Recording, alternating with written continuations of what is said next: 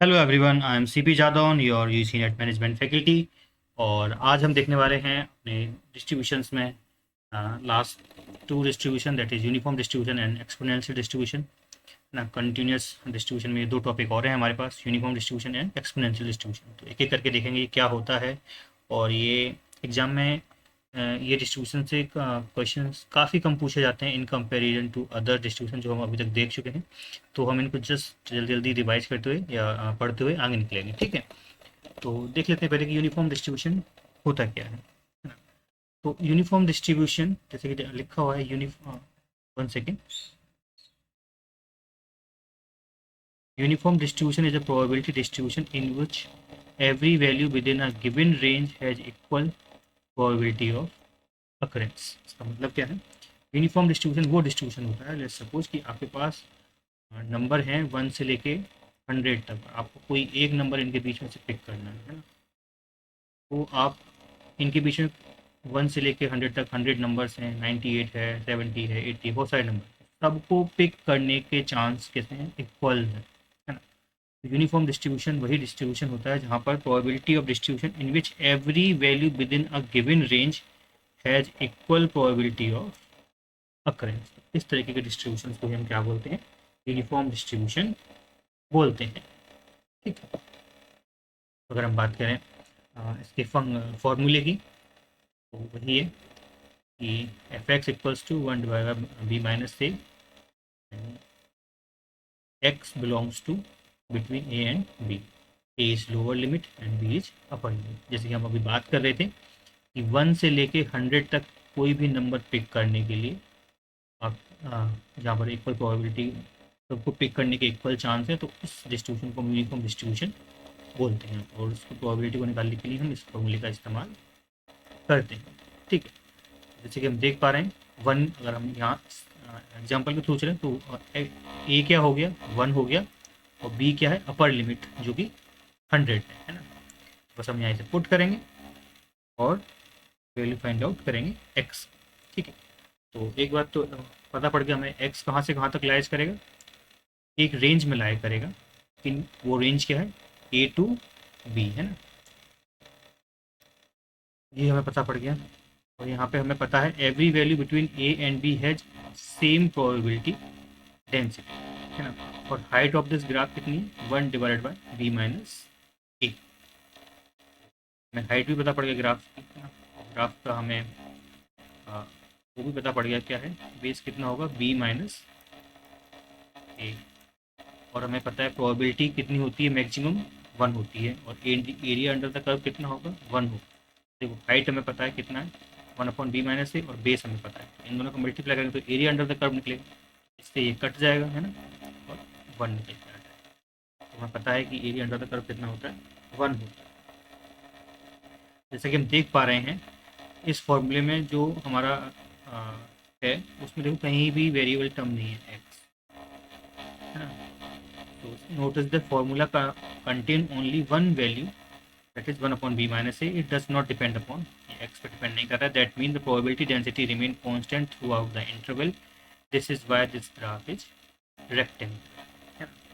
ये आपकी जो वैल्यू है वो x पर डिपेंड कर ही नहीं रही है। और आपकी जो प्रोबेबिलिटी है सब नंबर की, ए से बी के बीच में जितने भी नंबर, सब की प्रोबेबिलिटी अकरेंस की सेम रहेगी, है ना। तो सबके चांसेस सेम रहेंगे, इसीलिए कैसा है ये ग्राफ?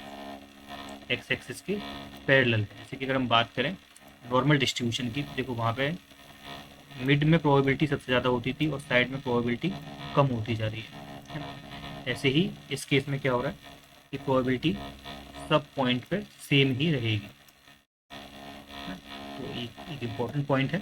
अगर हम बात करें इसकी इम्पोर्टेंट पॉइंट्स की, तो इक्वल प्रोबेबिलिटी है, कंटिन्यूस डिस्ट्रीब्यूशन फंक्शन है, जैसे कि हम कई बार डिस्कस कर चुके हैं। रेक्टेंगुलर से ये एक इम्पॉर्टेंट प्रॉपर्टी है कि ग्राफ कैसा है? रेक्टेंगुलर है ना। The probability graph is rectangular as the height remain constant throughout the interval। Constant probability density है इसकी, जो फंक्शन है वो एक्स पर डिपेंड कर ही नहीं रहा है ना। और एरिया अंडर द कर्व हम ऑलरेडी डिस्कस कर चुके हैं कि 1 होगा। तो इंपॉर्टेंट प्रॉपर्टी है वो यही है कि रेक्टेंगुलर इन शेप है ना। So this is all about important point for uniform distribution. अगर हम बात करें यहाँ मीन की, तो मीन कैसे करेंगे, आप दोनों एक्सट्रीम वैल्यू को ऐड करेंगे, डिवाइड बाई 2 करेंगे तो आपको मीन निकल के आएगा। Variance same, B minus A upper limit minus lower limit का स्क्वायर करेंगे और डिवाइड बाई 12 करेंगे तो वेरियांस निकल के आएगा। इसका वेरियांस का आप अंडर रूट ले लेंगे तो वो स्टैंडर्ड डेविएशन निकल के आएगा। तो ये स्क्वायर में थे तो बी माइनस ए हो गया, डिवाइड बाई अंडर रूट 12 हो गया, तो ये वेरियांस। ये कुछ इंपॉर्टेंट फॉर्मूले थे हमारे यूनिफॉर्म डिस्ट्रीब्यूशन से। एज सच कोई क्वेश्चन पूछा तो नहीं गया यहाँ से, बस आपको पता होना चाहिए कि यूनिफॉर्म डिस्ट्रीब्यूशन का मतलब क्या है ना। इस डिस्ट्रीब्यूशन में सबकी प्रोबेबिलिटी सेम होती है और अपर और लोअर लिमिट पर डिपेंड करता है और ये रेक्टेंगुलर इन शेप होता है। क्यों होता है हमने वो भी एक्सप्लेन किया है ना। तो ये सब पॉइंट्स थे कुछ।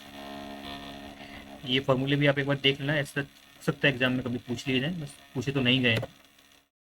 तो इम्पोर्टेंट पॉइंट यही है, कंटिन्यूस डिस्ट्रीब्यूशन फंक्शन, ये इम्पोर्टेंट प्रॉपर्टीज़ हैं सारी एक जगह समराइज्ड फॉर्म में है। कंटिन्यूस डिस्ट्रीब्यूशन फंक्शन है, every value has equal probability of occurrence, rectangular in shape है, this is density function, mean, variance, standard deviation.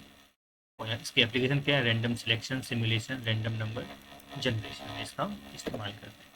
अब हम बात करें एक्सपोनेंशियल डिस्ट्रीब्यूशन। तो एक्सपोनेंशियल डिस्ट्रीब्यूशन को पहले समझ लेते हैं। जो हमने पहले पॉइजन डिस्ट्रीब्यूशन पढ़ा था है ना, पॉइजन डिस्ट्रीब्यूशन में हमने देखा था, इसका फॉर्मूला था पॉइजन डिस्ट्रीब्यूशन का e to the power minus lambda, lambda to the power x divide by ना, ये फॉर्मूला था हमारे पास किसका, पॉइजन डिस्ट्रीब्यूशन का। तो पॉइजन डिस्ट्रीब्यूशन हमको बताता था, फैक्टोरियल है, पॉइजन डिस्ट्रीब्यूशन हमको बताता था कि 1 घंटे में 1 किलोमीटर में क्या कितने लोग आएंगे या कितनी गाड़ियाँ आएंगी है ना, कितने कस्टमर हमारे ब्रांच को विजिट करेंगे नहीं करेंगे, तो वो नंबर ऑफ़ कस्टमर्स के बारे में बताता है। वही एक्सपोनेंशियल डिस्ट्रीब्यूशन हमको बताता है कि एक कस्टमर हमारी ब्रांच से चला गया, मान लीजिए हमारी एक बैंक है उसमें एक कस्टमर हमारी बैंक से चला गया, तो अब दूसरा कस्टमर कितने टाइम बाद आएगा, वो हम किसके थ्रू कैलकुलेट करते हैं, एक्सपोनेंशियल डिस्ट्रीब्यूशन के थ्रू कैलकुलेट करते हैं। पॉइजन डिस्ट्रीब्यूशन बताता है कितने लोग आपकी ब्रांच को विजिट करेंगे, नंबर ऑफ पर्सन बताता है, और एक्सपोनेंशियल डिस्ट्रीब्यूशन के थ्रू हम कैलकुलेट करते हैं कि कितने टाइम बाद दूसरा व्यक्ति हमारे बैंक में आए एक के जाने के बाद। तो वो हम लेते हैं यहाँ पे एक्सपोनेंशियल डिस्ट्रीब्यूशन की मदद लेते हैं, ठीक है। तो यही है, जैसे कि हम देख पा रहे हैं, suppose you stand at a bank, one customer has just completed transaction, एक आप बैंक में थे, एक कस्टमर ने अपना ट्रांजेक्शन कंप्लीट कर दिया। तो आपके पास क्वेश्चन है कि how long it will take next customer to arrive, कितनी देर में नेक्स्ट कस्टमर आएगा, 1 मिनट में, 10 मिनट में, 5 मिनट में, इसकी प्रोबेबिलिटी क्या है वो आप कैलकुलेट करते हैं एक्सपोनेंशियल डिस्ट्रीब्यूशन में। Here we do not count the number of customer, हम कितने कस्टमर आएंगे ये कैलकुलेट नहीं कर रहे हैं। इंस्टेंट हम इंटरेस्टेड किस चीज़ में, we are measuring the waiting time until the next customer arrive, एक कस्टमर जाने के बाद दूसरा कस्टमर कितनी देर में आया, हम इस चीज़ में इंटरेस्टेड है। और इसी सिचुएशन को एक्सप्लेन करता है कौन, exponential distribution. So exponential distribution is a continuous probability distribution used to measure the waiting time until the next event occur, ठीक है। एक्सपोनेंशियल डिस्ट्रीब्यूशन क्या है, कंटिन्यूअस प्रोबेबिलिटी डिस्ट्रीब्यूशन फंक्शन है जिसका इस्तेमाल होता है वेटिंग टाइम को मेजर करने में, जब कितने टाइम में नेक्स्ट इवेंट अकर होगा। तो इसकी रियल लाइफ एग्जांपल की हम बात करें, waiting time for next customer in bank, time until the next phone call आए है ना, टू विजिटर विजिट करेंगे कितनी देर में, time until a machine fail, कितने टाइम में मशीन कब तक फेल होगा है ना, टाइम बिटवीन 2 ऑनलाइन ऑर्डर्स। तो ये सारी चीज़ें हम एक्सपोनेंशियल डिस्ट्रीब्यूशन के थ्रू देखते हैं। तो Poisson distribution count the number of event, where exponential measure the waiting time between the event, these distribution are closely related, दोनों डिस्ट्रीब्यूशन क्लोजली रिलेटेड भी है क्योंकि दोनों में सेम एक पैरामीटर ही होता है, वही लैम्डा है ना।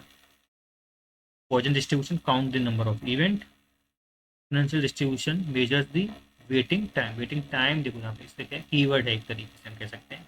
ये डिस्क्रीट प्रोबेबिलिटी फंक्शन है, ये एक इंपॉर्टेंट प्रॉपर्टीज है ना, और ये कंटिन्यूस डिस्ट्रीब्यूशन फंक्शंस है।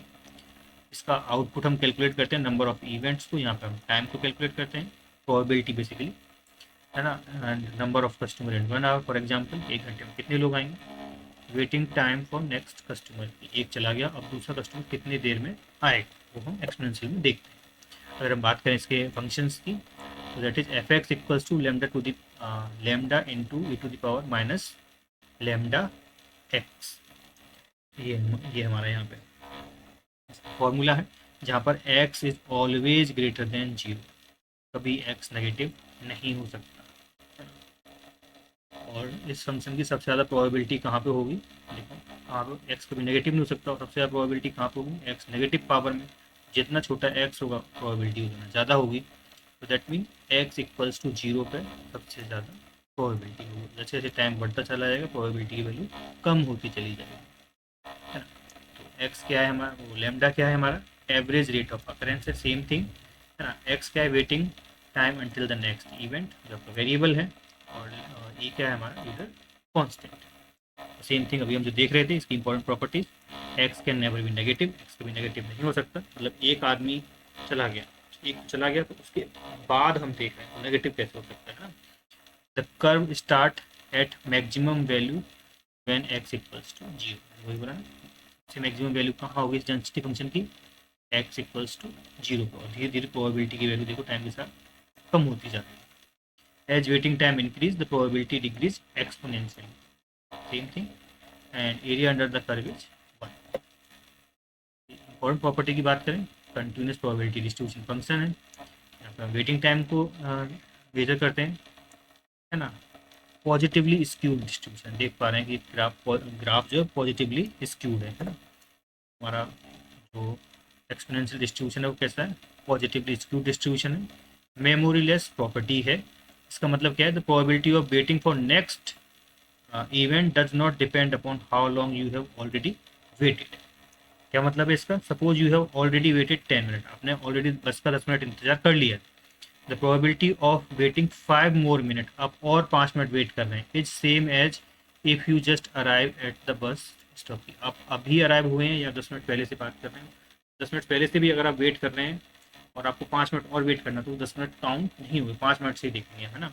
तो ये मेमोरी लेस प्रॉपर्टी है यहाँ पे।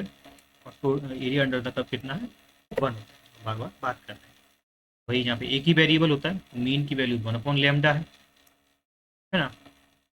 Variance same 1/λ square, standard deviation और मीन यहाँ पे क्या है, same.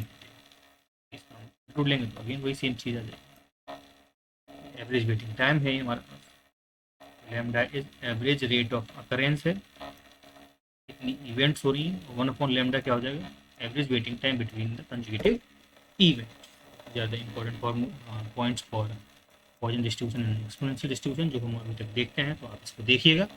So this is all for today class, मिलते हैं नेक्स्ट लेक्चर में। और नेक्स्ट लेक्चर में हम स्टार्ट करेंगे सैम्पलिंग के बारे में, डिफरेंट मेथड ऑफ सैम्पलिंग्स क्या हैं, सैम्पल क्या होता है, वो सारी चीज़ें हम देखेंगे। थैंक यू, नेक्स्ट लेक्चर में।